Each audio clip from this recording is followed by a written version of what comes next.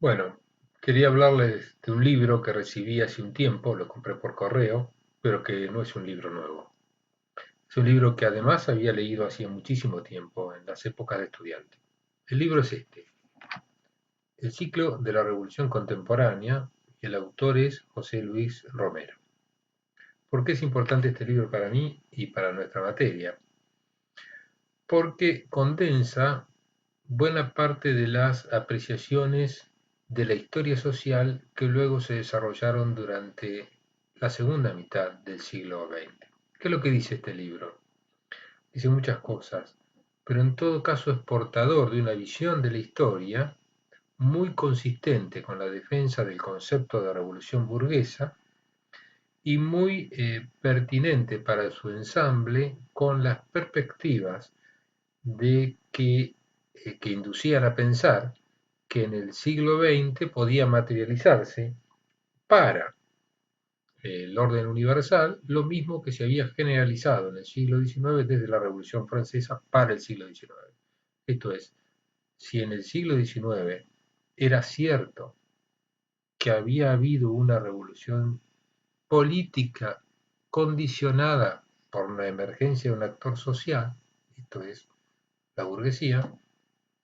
era altamente probable que, agotadas las posibilidades de desarrollo capitalista protagonizados o liderados por este nuevo sector social emergente y hegemónico a lo largo de la historia, o progresivamente hegemónico a lo largo de la historia, un nuevo sector social iba a cumplir exactamente las funciones que había cumplido la burguesía con respecto al antiguo régimen, iba a derribar este régimen ya viejo, esto es el capitalismo, para dar a luz al reino de los cielos, esto es, a una sociedad socialista. Bueno, esta idea poderosa, que tiene un maridaje muy fuerte con la política de nuestro tiempo, del siglo pasado, quiero decir, fundamentalmente, se reveló absolutamente equivocada, digamos. Estas previsiones, como casi todas las previsiones de los historiadores, se revelaron fallidas o por lo menos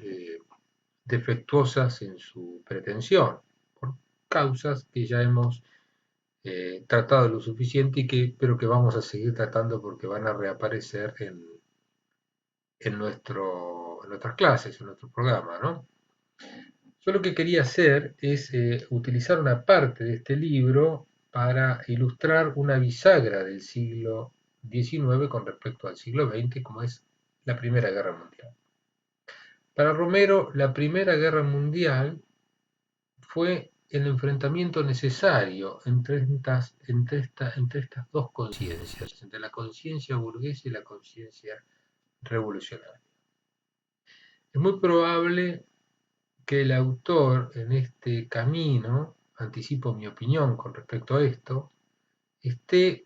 eh, digamos, subrayando demasiado la vertiente, digamos, la versión leninista de la teoría del imperialismo, o por lo menos el grado de necesidad de algunos enfrentamientos explicados a la luz de este conflicto de clases que el autor, siguiendo al profeta, a su profeta y a nuestro profeta, mal que nos pese y mal que podamos aceptarlo o no, yo lo acepto,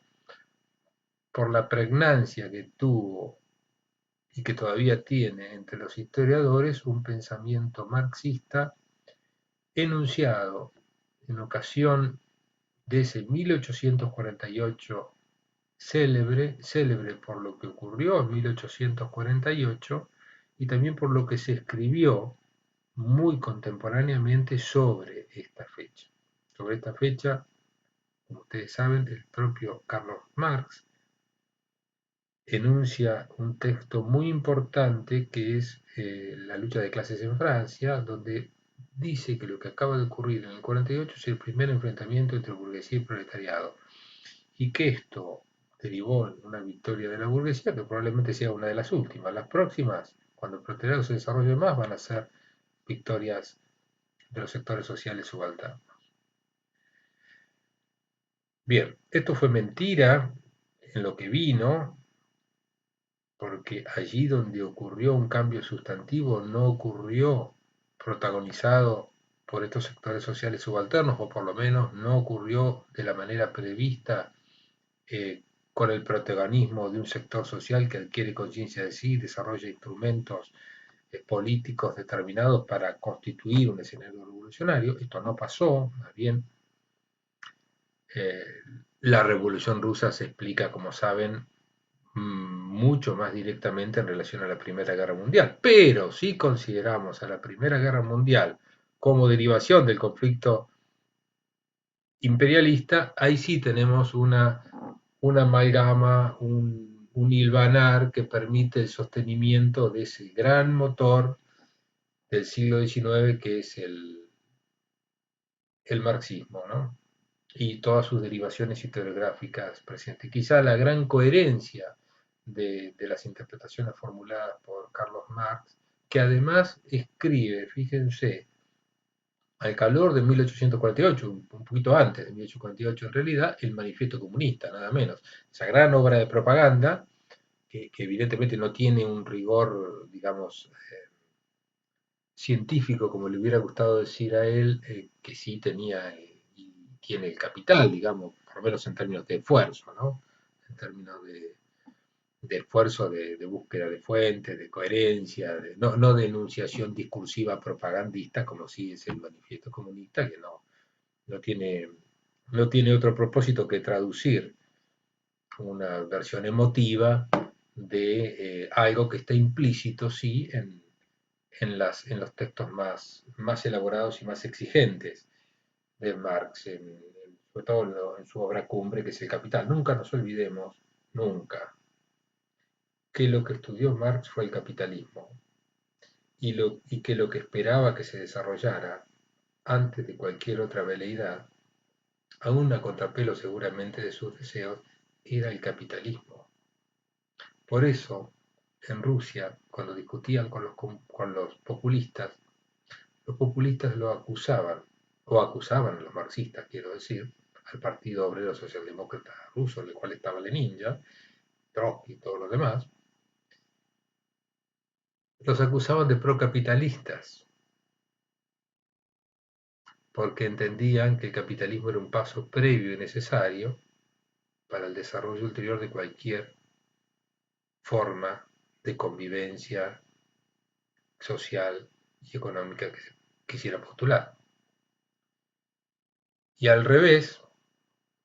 los marxistas decían que los populistas, que decían que se podía pasar directamente a una instancia superior, que podía ser socialista, sin pasar por el capitalismo, los desestimaban absolutamente por poco preparados, por poco afines con la tradición intelectual de el propio credo que decían representar o que aspiraban a interpretar. Voy a concluir aquí y en el próximo video voy a tratar de leerles este punto de condensación que en el libro de Romero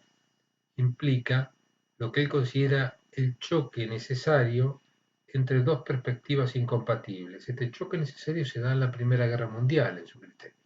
que sabemos tiene como resultado la Revolución Rusa. Y ahí, bueno, mejor se los leo personalmente en el próximo video.